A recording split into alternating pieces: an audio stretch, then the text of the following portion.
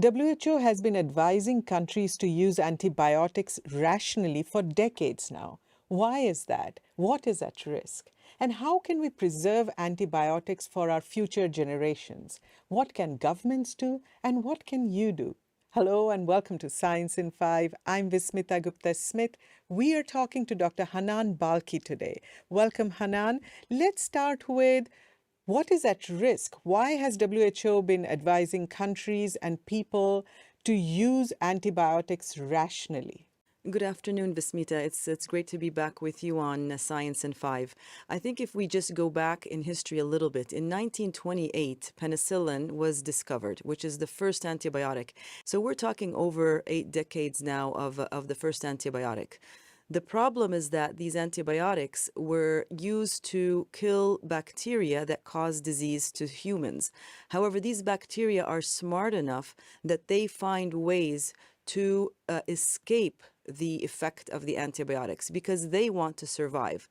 Now, so that's one part of the puzzle. The second part of the puzzle is that the antibiotics are critical for human health and also for animal health. So the modern medicine that we have the privilege of experience today cannot continue without effective antibiotics. So, Hanan, you're actually describing an apocalyptic scenario almost where people may not have the protection of antibiotics even in common injuries if we don't preserve their efficacy. Talk to us about the top 3 things that each of us can do to help that. So I think the first thing that people can do is try to take antibiotics only when prescribed by your physician or your healthcare provider. That's the first thing. The second thing is complete the antibiotic course based on the instructions given by the clinician. And the third thing is make sure that you're not sharing your antibiotic with family or friends because it really needs to be given based on guidance, based on the specific signs and symptoms that each individual is experiencing. Certain viral infections, they really do not require antibiotics.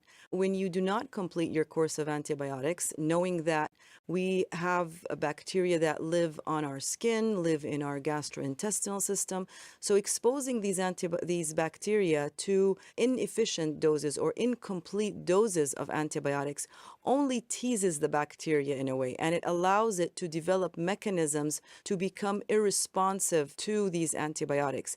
So the risk is that we will start creating superbugs. We will allow for opportunities for these bacteria to become even stronger, and then when the time comes where we really need to treat them, we won't have the effective antibiotics to do so. Now, on giving antibiotics and sharing it with other people, you're actually putting them at a risk of giving them perhaps the wrong medication and also giving them the inaccurate guidance on how to use these antibiotics. So, Hanan, talk to us about what governments and organizations can do to preserve antibiotics for the future. Now, this is also a very critical question because obviously people cannot solve this problem alone. And I think that's where the WHO has given a lot of attention to antimicrobial resistance. And we're really working hand in hand with 3 other critical organizations and many others as well, but those are the organizations for animal health, environmental health, and agriculture. And we work together to try to identify what are the best hygiene methods that need to be put in place so that, first of all, animals and humans as well are not exposed to infection so that there is less need for using antibiotics. And this is not an easy task, but we're doing our best to move forward on that. What we're hoping also when we work with governments, we have put in place with the member states certain national action plans so that they can have the right bits and pieces that need to be done in the healthcare system, in the agriculture system, in the environment to make sure that the hygiene and the cleanliness of the environments where we eat and live and where the animals are raised and where we eat our food is actually clean. And we minimize to the maximum the need to use antibiotics. So that's one critical thing.